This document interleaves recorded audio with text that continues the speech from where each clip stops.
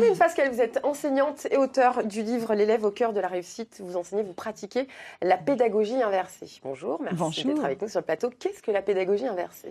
Eh bien, alors, je vais commencer au commencement. En fait, quand j'ai débuté, ce dont je me suis rendu compte, c'était en 99, c'était il y a très longtemps, les élèves s'ennuyaient. Et donc, j'ai mis en place des projets, mais ces projets prenaient beaucoup de temps parce qu'ils étaient internationaux, ils étaient créatifs, les élèves écrivaient des nouvelles, et cela nécessitait beaucoup d'accompagnement des élèves. Donc, je me suis dit, dès le début des années 2000 à peu près, et si je transférais des ressources à la maison. Et les élèves commençaient à étudier des textes, des vidéos à la maison. Et à partir de cela, eh bien, en classe, ils pouvaient travailler sur les projets, même si, bien sûr, je faisais encore du cours traditionnel. La classe inversée, c'est l'un de mes outils. C'est pas tout. Quels sont les bénéfices que vous pouvez Alors, ils sont nombreux, mais si vous me permettez, je vais citer justement le livre parce que il y a un chapitre qui parle de la classe inversée et là, j'ai toute une liste.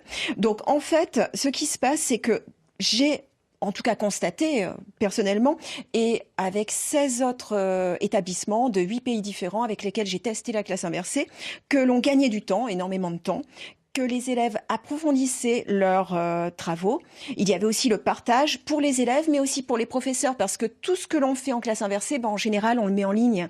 Et donc, ce que je fais est utilisable par d'autres professeurs, mais j'utilise aussi ce que d'autres professeurs font. Donc, c'est vraiment un gain de temps également pour l'enseignant et pour les élèves qui peuvent y accéder non-stop. La transversalité, parce qu'on peut travailler avec des profs de toute matière, de toute discipline. L'enrichissement des connaissances, l'implication personnelle, parce que les élèves sont beaucoup plus motivés quand on leur demande d'être créatifs.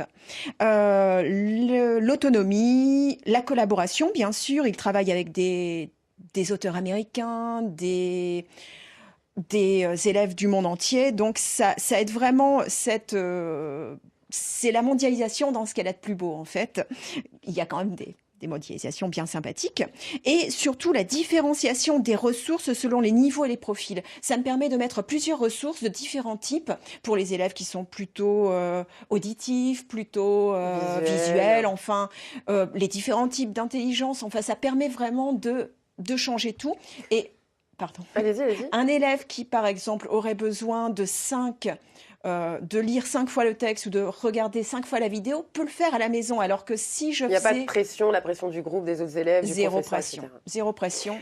Concrètement, ça se passe comment? Je rappelle que vous êtes professeur d'anglais, je suis dans votre classe. Comment se passe un cours, concrètement? Alors, donc, il commence à la maison. C'est-à-dire que les élèves ont un Google Doc sur lequel il y a absolument tout. Ce que l'on va faire en classe, mais aussi les devoirs. Et avec les liens vers ma prep de cours, donc avant même d'arriver... Préparation, pardon. Lexique du professeur. En fait, ils ont accès, même avant le cours, à la préparation de cours. Et plus tard, quand le cours sera complètement terminé, le corrigé que j'ai en classe, que j'améliore ou que je complète avec les réponses des élèves, parce que j'enseigne maintenant la littérature, donc ça fourmille dans la tête des élèves et parfois ils ont des idées que je n'ai pas indiquées. Donc j'ajoute, je complète et ce corrigé sera entièrement aussi en ligne pour les élèves. Donc à la maison, sur ce Google Doc, ils ont 2 gros travaux à faire. Le premier, c'est de lire une partie de l'œuvre que l'on va étudier et pour être... sûr, c'est le bâton et la carotte, mais moi, c'est plutôt la carotte que j'utilise. Donc, pour être sûr qu'ils fassent ce travail, ils ont un double entry journal. C'est-à-dire qu'ils vont devoir... Double entry journal. J'explique. Double entry journal. Yes. Alors, vous avez suivi mes cours, non? Non, mais j'aurais bien aimé, parce que vous avez l'air vraiment d'être une prof assez sympa. Oui, c'est gentil. En fait, donc, la première colonne, ce sont des citations de l'extrait qu'ils ont à lire. Et vraiment personnel.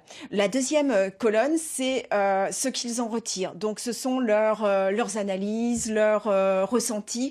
Et ils savent que tirer au sort, quelques-uns. Au départ, je notais tout le monde, mais j'y passais mes nuits. J'y passe toujours mes nuits, mais je choisis les... Donc, j'en corrige quelques-uns qui seront entièrement corrigés, mis dans la Dropbox, donc l'endroit en ligne pour tout le monde. Afin que les autres élèves puissent comprendre les erreurs et les corrections, etc. En fait, voilà, tous vont avoir le corrigé, et le corrigé, c'est pour ça que je prépare. Donc vous choisissez les copies à corriger au hasard.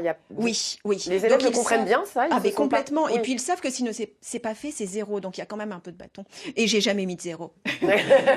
Puisqu'ils le savent. Comment réagissent vos collègues? Est-ce qu'ils ont décidé d'adopter la pédagogie inversée en voyant peut-être les super résultats que vous obteniez? Alors, la deuxième petite chose, c'est qu'ils ont aussi en général une vidéo ou un texte à étudier qui leur servira pendant le cours pour un débat, pour une écriture d'invention. Enfin, ça dépend de ce que j'ai prévu en classe. Le Google Docs, en fait, pour ceux qui ne connaissent pas, c'est une application qui permet effectivement de consulter et de fabriquer des dossiers, d'écrire, de faire plein de choses depuis un smartphone, un ordinateur. Et c'est vrai qu'on peut le consulter partout. Partout. Et c'est ça l'intérêt aussi. C'est que les vidéos, les textes, enfin tout ce qui est en ligne peut être consulté par mes élèves dans le bus.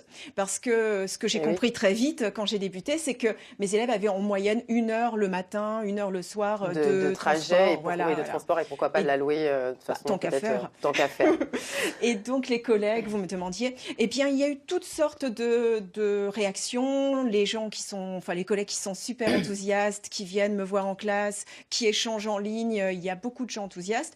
Et puis ceux que ça n'intéresse pas, donc ils ont le droit. J'ai envie de vous proposer de regarder un petit extrait justement des échanges et de la pédagogie inversée, notamment avec un autre outil qui s'appelle Skype. Poor Mr. Arenstan is in the USA. It's 3 a.m. in his country. Hello. Yeah, hello. Please answer, guys. C'est bien parce que c'est totalement interactif. Donc ça permet, je ne sais pas quel genre d'élève vous étiez, plutôt attentionnée, plutôt distraite. On va dire attentionnée, on va dire. Maître Lano Sévère, attentionné aussi. Bon, j'étais la seule élève distraite. C'est vrai que je pense que moi, ce genre de méthode, effectivement, pour les élèves qui ont tendance à vite partir, ça aide. Ça aide à rester focus et concentré sur le cours. C'est vraiment une excellente méthode. Et puis là, vous imaginez, ce sont des élèves en littérature américaine. Et ils parlent avec des auteurs dont ils ont étudié les œuvres. Enfin, c'est magique. Enfin, moi, je m'éclate sûrement pas plus qu'eux, mais autant en tout cas. Donc, pour moi, c'est magique. Marie-Hélène, vous êtes donc enseignante au lycée Nelson Mandela. Vous êtes conférencière, blogueuse, écrivaine. Laquelle de ces casquettes vous ne pourriez absolument pas vous passer? Franchement, je vais vous répondre. Non, je veux une réponse. Prof. Oui. Je pourrais pas ne pas être professeur. Je le veux depuis que j'ai 10 ans. C'est le partage. Professeur d'anglais. Comment ça se fait que vous êtes passée de... Non. Vous vouliez être prof de quoi? En fait, quand j'étais toute petite, je voulais être prof parce que quand je suis arrivée au collège, l'enseignement ça a été clean. Et pendant très longtemps, j'ai cru que je serais prof de maths, ce qui serait catastrophique vu. Voilà, je suis allée jusqu'en bac C, maths physique, mais c'était vraiment pas ma tasse de thé. Et mes professeurs m'ont énormément aidée en disant mais elle est pas du tout scientifique, cette jeune. Elle est littéraire. Elle est littéraire. Et grâce à eux, ils ont changé ma vie en fait, parce que. Comment on passe de prof d'anglais à prof de littérature? Vous enseignez la littérature également américaine? Au lycée Nelson, oui, tout Mandela? à fait. Oui, c'est pour ça que j'ai été recrutée au lycée Nelson Mandela. Comment on passe? C'est en faisant. En fait, c'est un recrutement spécifique. C'est un poste spécifique. Donc, c'est sur dossier et sur. Ça dépend de ce qu'on a fait dans. Enfin, les projets. Pour en venir à la pédagogie inversée, depuis combien de temps existe-t-elle et d'où vient-elle? Alors, en fait, c'est une idée qui est née il y a très très longtemps, mais qui a été mise en exergue en 2007 avec 2 professeurs scientifiques justement américains qui étaient coincés par la neige, qui ne pouvaient pas se rendre au lycée, certains élèves ne pouvaient pas se rendre au lycée, et ils se sont dit tiens, et si on prenait en vidéo nos cours et si on les partageait avec les élèves absents? Et c'est comme ça que ça a commencé. Ça vient des élèves eux-mêmes. Tout à fait, ça vient toujours. Tout ce qu'on fait en fait, là, tout ce que vous lisez dans mon livre, tout vient des élèves, parce qu'en fait, ils le voient peut-être pas, mais quand on est en classe, nous, on les observe tout le temps. Ben oui. Et donc, on voit ce qui peut être utile aux élèves, ce qui n'est pas utile du tout, on enlève. Que disent vos élèves? Parce que forcément, vous le disiez il y a quelques instants, tous les professeurs ne pratiquent pas la pédagogie inversée. Pas encore, on le souhaite en tout cas pour les élèves. Peut-être pour eux, je suis pas dogmatique, mais c'est plus facile en tant que professeur aussi, peut-être. Non, c'est beaucoup plus difficile en fait à mettre en place qu'une pédagogie classique, parce qu'en fait, quand je fais une pédagogie classique, je connais mon cours par cœur, je le dis, alors que les là, élèves vous êtes prennent obligé des de notes. vous adapter. Complètement, parce que quand un élève écrit une nouvelle, il va me poser des tas de questions. Il y a encore quelques jours, j'ai fait un petit travail avec mes secondes et par 3 fois, ils m'ont demandé, enfin il faut dire c'était des choses tellement incroyables, j'ai dû chercher en ligne parce que je connaissais pas ces choses-là. Donc en fait, il faut d'abord leur apprendre qu'on ne sait pas tout et ça, je pense que c'est très bien pour l'humilité. Ben oui, c'est ça. Et donc concrètement, qu'est-ce qu'ils vous disent par rapport aux autres cours?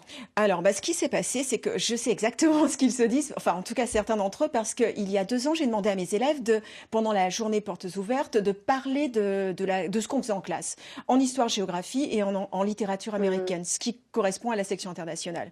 Et en fait, l'élève commence, j'étais au fond de la classe par hasard, parce qu'il y avait 2 classes pour les portes ouvertes, puis je me dis, je vais écouter. Et puis il commence par, quand Madame Fasquelle a commencé la classe inversée, on était très inquiets, vous comprenez, on a un coefficient 10, c'est très sérieux. Ils avaient peur de ne pas savoir le background, ce dont ils avaient besoin pour justement... Ils avaient peur que cette méthode les mette plus à mal que... Exactement. Ils se disaient, c'est bien beau les petits projets, mais enfin les petits projets, ils écrivaient des nouvelles, ils ont gagné des prix nationaux. Aujourd'hui... Et c'est pas ça, c'est que dans la même... Ah non, c'est pas ça, pardon. Pardon, je veux dire, même avant aujourd'hui, dans la formation, 3 minutes après, Lucas a expliqué qu'en fait, ils avaient maintenant compris à quel point ça les poussait à aller beaucoup plus loin. Rapidement, je pense que cela pourrait s'adapter aux entreprises. Oui, tout à fait. Et j'ai l'impression que ça se fait. Je fais un petit peu de recherche et je n'y connais rien, ce n'est pas du tout mon domaine, mais a priori, oui. Ouais. Marie-Hélène Fasquelle, je rappelle donc que vous avez participé au Global Teacher Prize, prix international des 50 profs mis en valeur dans le monde, la seule française à en faire partie en 2016. Vous avez été l'une des 50 sur plus de 22 000 candidatures et donc 79 pays et la première française à avoir été retenue, toutes disciplines confondues. Bravo. Merci. Ça fait quoi? C'est surréaliste.